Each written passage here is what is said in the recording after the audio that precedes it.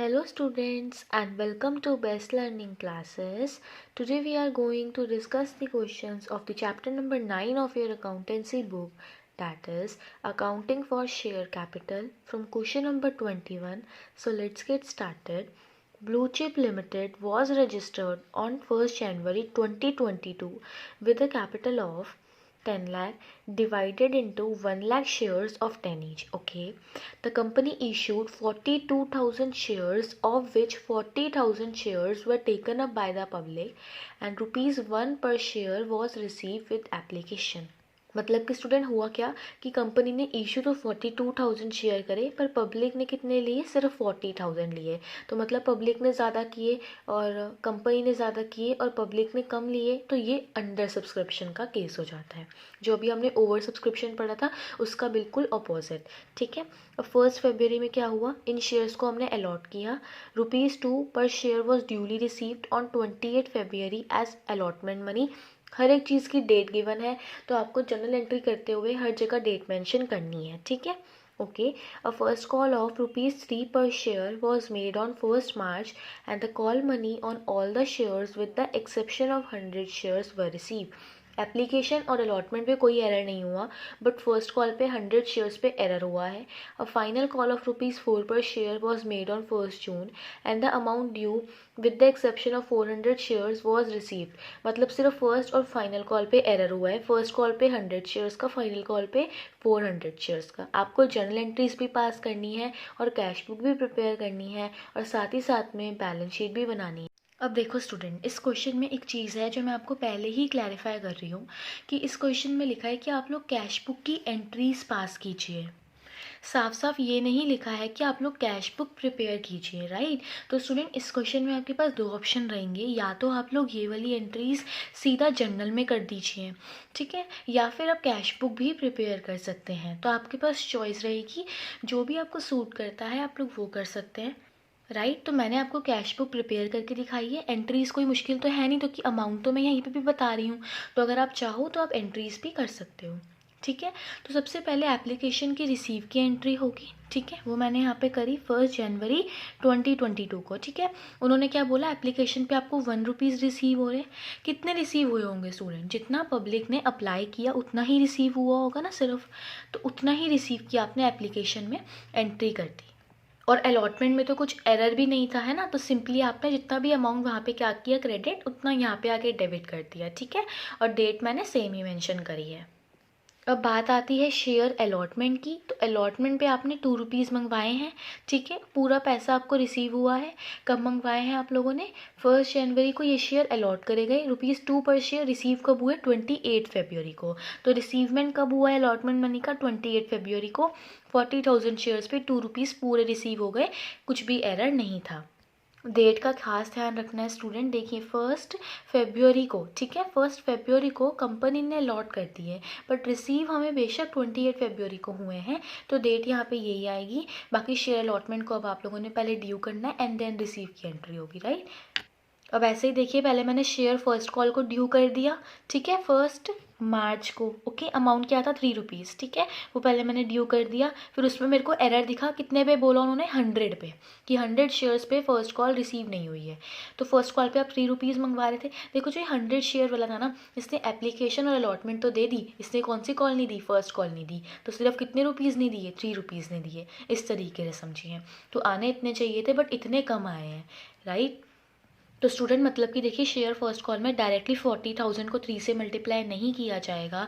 40,000 में से 100 शेयर्स पे तो फर्स्ट कॉल रिसीव नहीं हुई है, तो 39,900 को आप 3 से मल्टीप्लाई करके कैश बुक में शो करोगे, जो एक्चुअली में रिसीव हुआ है। ऐसे ही अगर हम सेकंड और फाइनल कॉल की बात करें, तो उस पर आपने ₹4 मंगवा लिए, ठीक है, पहले आपने उसको ड्यू कर दिया। उसके बाद उसमें भी कॉल्स इन एरर था, कितना बोला था उन्होंने कि 400 शेयर्स है, राइट। तो 400 शेयर्स पे ₹4 रिसीव नहीं हुए हैं, मतलब 1600 रिसीव नहीं हुए हैं, ठीक है। तो इसी तरीके से यहाँ पे आपने 30 जून को क्या एंट्री कर दी यहाँ पे कि फाइनल कॉल में 39,600 के हिसाब से पैसे रिसीव हुए हैं, राइट स्टूडेंट्स। तो कि फिर से 40,000 में से 400 को लेस करके, तो ये 4 रुपीज़ आपने फाइनल कॉल पे मंगवाए, उससे मल्टीप्लाई करके आपने इसको पुट कर दिया। आपने अपनी यहाँ पे बैलेंस कैरी डाउन की फिगर निकाल ली, क्योंकि ऑब्वियस ही बात है कि हम बैंक की बात कर रहे हैं यहाँ पे, तो बैंक की तो बैलेंसिंग फिगर आएगी which we will be showing in the balance sheet, right. तो वो आपने उसको पुट कर दिया और कैश बुक को क्लोज कर दिया। चलिए, अगर नोट्स टू अकाउंट की बात करें, सबसे पहले आपने ऑथराइज कैपिटल मेंशन कर दी, देन आपने इशू कैपिटल, इशू मतलब कंपनी ने कितनी इशू करी, तो कंपनी ने तो 42,000 शेयर्स इशू करे, बट सब्सक्राइब कितने हुए। देखो स्टूडेंट, एक बात आती है subscribed and fully paid up, और एक बात आती है subscribed and not fully paid up. तो अगर हम बात करें तो 400 शेयर्स वो थे जिन्होंने फाइनल कॉल नहीं दी, और उसी में ही वो भी इंक्लूडेड है जिन्होंने फर्स्ट कॉल भी नहीं दी है, राइट। तो उसका हम एरर आप यहाँ पे दिखाने वाले हो। अच्छा, तो यही आप यहाँ पे लिखोगे कि 39,600 वो वाले पर्सन थे जिन्होंने पूरा पैसा 10 के 10 रुपीज़ दे दिए, ठीक है। अब नॉट फुली पेड अप कैसे हुए, 400 शेयर्स वाले। देखो अब हम क्या कहेंगे, ये करने का क्यों होता है, रीज़न ये है कि देखो स्टूडेंट, जो ये 400 शेयर वाला है ना, इसने ये नहीं किया कि इसने पूरे के पूरे 10 रुपये ही नहीं दिए हैं। अगर वो पूरे के पूरे 10 रुपये ही नहीं देगा तो फिर तो भाई उसने कुछ भी अगर अप्लाई किया ही नहीं कंपनी में, तो अलॉटमेंट की भी बात ही नहीं बनती, तो बात तो आगे बढ़ेगी ही नहीं।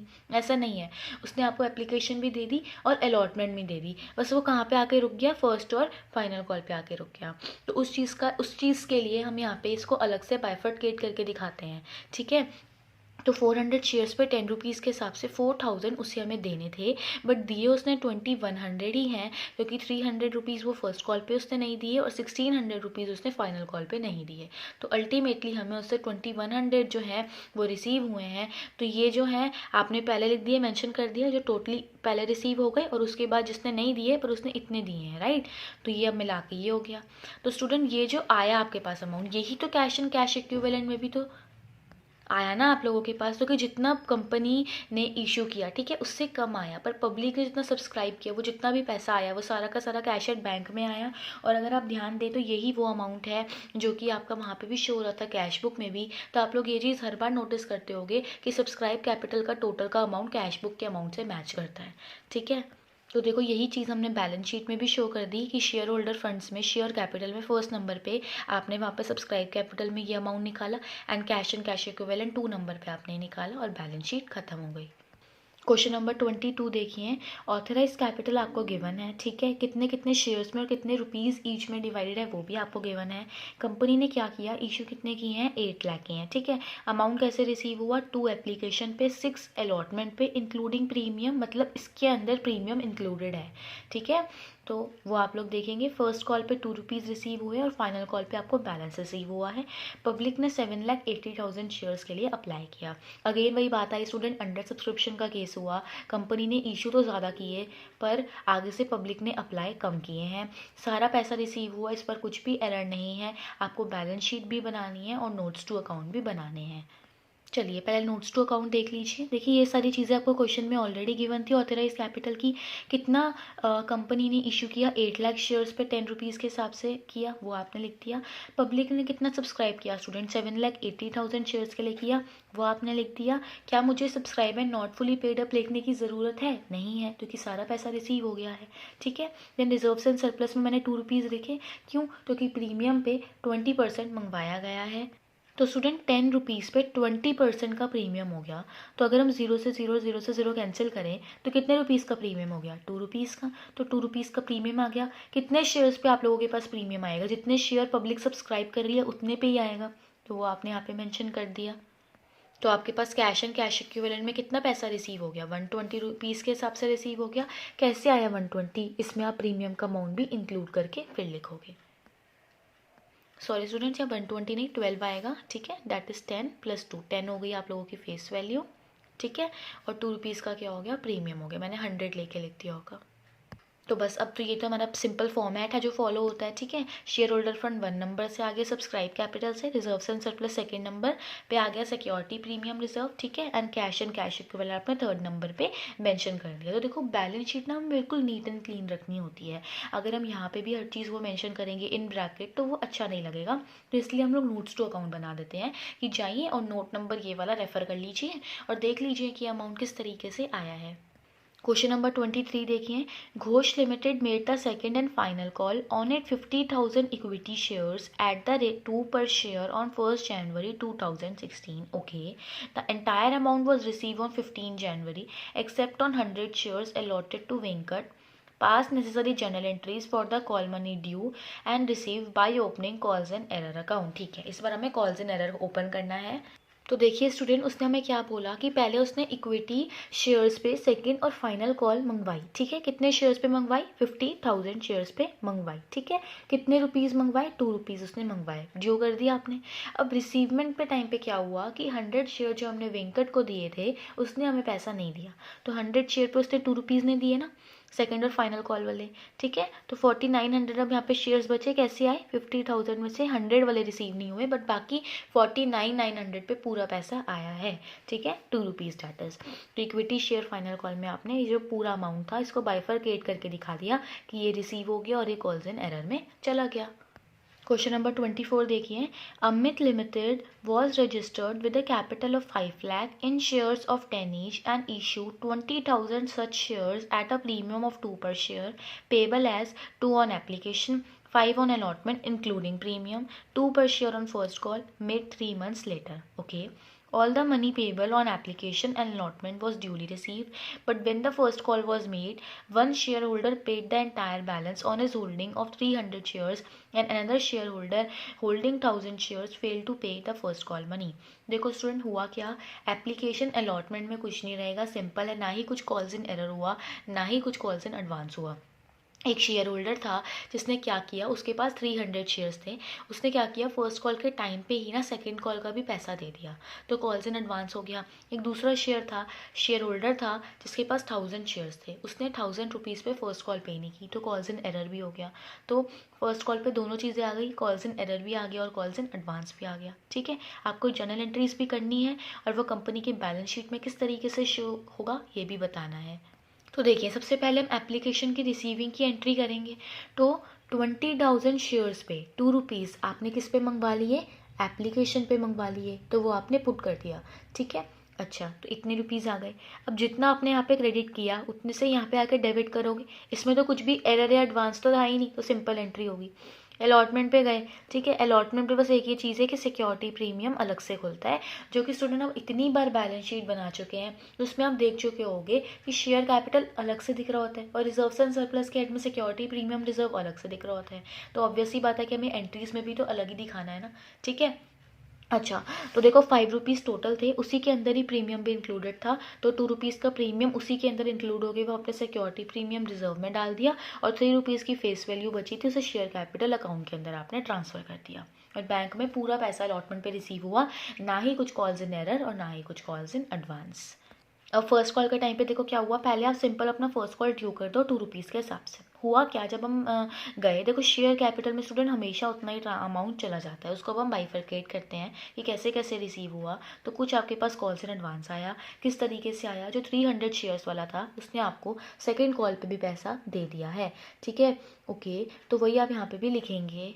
अब देखो, एप्लीकेशन पे स्टूडेंट कितने रुपीज़ मंगवाए? 2।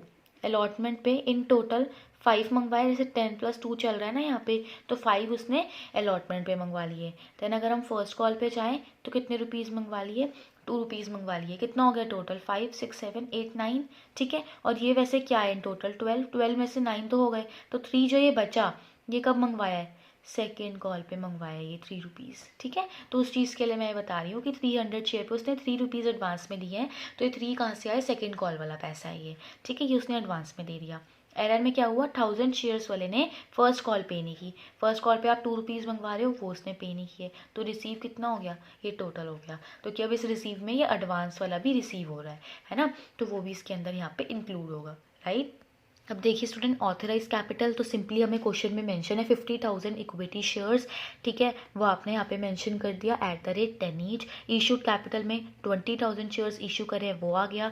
अब subscribe and not fully paid up हो गया इस बार, क्यों? क्योंकि हमें पता है कि 1000 शेयर्स वाले ने हमें क्या किया है, 2 रुपीज़ पे नहीं करे हैं फर्स्ट कॉल पे। ठीक है, तो वो आपने यहाँ पे मेंशन किया और यहाँ पे अमाउंट डाल दिया। अगर हम सिक्योरिटी प्रीमियम रिजर्व पे जाएं तो 2 रुपीज़ का था, वो आपने यहाँ पे मेंशन कर दिया। ठीक है, अब देखो स्टूडेंट, अदर करंट लाइबिलिटीज़ में आप कॉल्स इन एडवांस को शो करेंगे। ठीक है, तो ध्यान रखना। देखो अब आपको पता लग रहा होगा कि कॉल्स इन एरर जो होता है वो शेयर कैपिटल में से जाके माइनस होता है। ठीक है, और जो कॉल्स इन एडवांस होता है उसको हम करंट लाइबिलिटीज़ में शो करते हैं। क्या करते हैं, कॉल्स इन एरर को शेयर कैपिटल में से माइनस, कॉल्स इन एडवांस को करंट लाइबिलिटीज़ में शो करते हैं। वो भी कुछ और करंट लाइबिलिटीज़ नहीं, ना ट्रेड पेबल्स ना creditor, other current liability. As we know ये करंट लाइबिलिटीज़ में भी अलग अलग हेड्स होते हैं, तो ये अदर करंट लाइबिलिटी वाले हेड में जाता है। ठीक है, तो ये कुछ चीज़ें हैं जो सिर्फ सुन के इग्नोर नहीं करनी है, याद रखना है उन्हें। ठीक है, तो 300 शेयर्स पे 3 rupees that is second and final call वाले एडवांस में रिसीव हुआ है। अब बैंक में आपने यहाँ पे पुट कर दिया जितना जितना भी पैसा आया। 40,000 एप्लीकेशन पे आ गया, 1 लाख का अलॉटमेंट पे आ गया और ये फर्स्ट कॉल पे आ गया, तो टोटल इतना पैसा आपके पास यहाँ पे रिसीव हुआ। ठीक है, तो अगर आप इन दोनों को टोटल करें तो वो यही बनेगा, और अब तो इसको भी करना पड़ेगा क्योंकि ये भी तो रिसीव हुआ है ना। तो शेयर कैपिटल, सिक्योरिटी प्रीमियम और कॉल्स इन एडवांस को टोटल करके ये जो पैसा आ रहा है ये टोटली हमारे पास अब बैंक में है। तो देखो फिर से वही बात आई। देखो शेयर कैपिटल नंबर 1 से मिल जाएगा, subscribe capital not fully paid up से, रिजर्व्स एंड सरप्लस नंबर 2 से मिल जाएंगे, सिक्योरिटी प्रीमियम रिजर्व।